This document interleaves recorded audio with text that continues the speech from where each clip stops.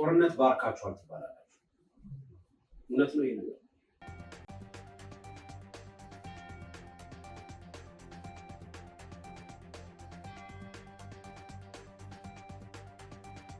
እርሶና እኔና እና ሰዎች መጥተው ወሰዱ። ልክ ከምሽት 2 ሰዓት በዚህ ሀገር 8 PM ማለት ነው። ይሄን ስንሄድ ጉልበታችን ላይ ጫማችን ላይ ማመስለ ጫማችን ይቀርባል። ለምን ጥያቄ ጠይቃቸው። እናንተ ቦሌ አካባቢ ሰዎች ተሰብስበው ካቢኔ ያቋቁመው ዶክተር አብይ አሁን እንግዲህ አንዱ ነን እንስራ እና ያው እኛ መብት ስላለን በሀገራችን አንዱ ነን እንስራ ብለው ቢጠይቋችሁ ታደርጉታላችሁ? የኢትዮጵያ ፖለቲከኞች የኢትዮጵያ ቤተክርስቲያንን የሚያዩበት እይታ መንግስትን የማንቀሳቀስ አቅም አላት ብለው ይመስለኛል። ባይሆንም ማህበረሰቡ ብዙ ሰው ስለያዘች የእሷን ጉዳይ ወይ ማኮላሸት ወይ ፈጥርቆ በሳል በእነሱ ዓላማ መያዝ። እናንተ ይሄን ነገር አልሰማችሁም? ጥርጣሬ አልነበራችሁም?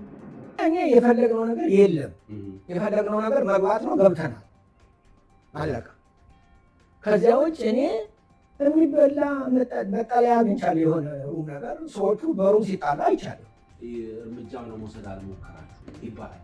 ምንድን ነው የሆነው? እና አሁን ያስናቸው እጃቸውን ሲያወጡ የሳቸው ማይክራፎን ተፈቷል። ማን እንዳጠፋ አይታወቅም። እኛ ጊዜ እኮ ድርጅት አይደለም የደገፍነው፣ ዶክተር አብይም የደገፍነው። እንግዲህ እዚህ ላይ ዘር ተመንዝሯል ማለት ነው። አማርኛ ተናጋሪው ለአማርኛ፣ ትግርኛ ተናጋሪው ለትግሬ ነው የሚመጣው ማለት ነው። የኢትዮጵያ ኦርቶዶክስ አማኞች እምነታቸውን እንዳያራምዱ እንዲያፍሩ እየተደረገ ነው። የኢትዮጵያ ኦርቶዶክስ አማኞች በእምነታቸው ምክንያት እየተገደሉ ነው። በብዙ አቅጣጫ ላይ ይሄ ስርዓት ይህን እያደረገ ነው።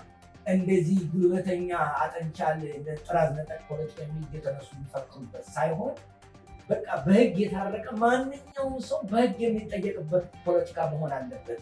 ያን ጊዜ ቤተክርስቲያን ቀምሆን እምነቱ ተጠቅሞ ለውጥ እንዲመጣ የሚጠይቅ ሚሎች ስታስጠላ ማለት ሲሪየስ እንዲሁ ስታስጠላ በማታውቀው ነገር ገብተህ ወይ አውቃል ታበላሽ ይህ አማኝ እንደ አማኝ እንደ ዜጋ ለመብቱ መታገል አለበት። ያንን እኛ አንቃወም። እንዴት ለሰራ ይባላል። ተመስገን ነው።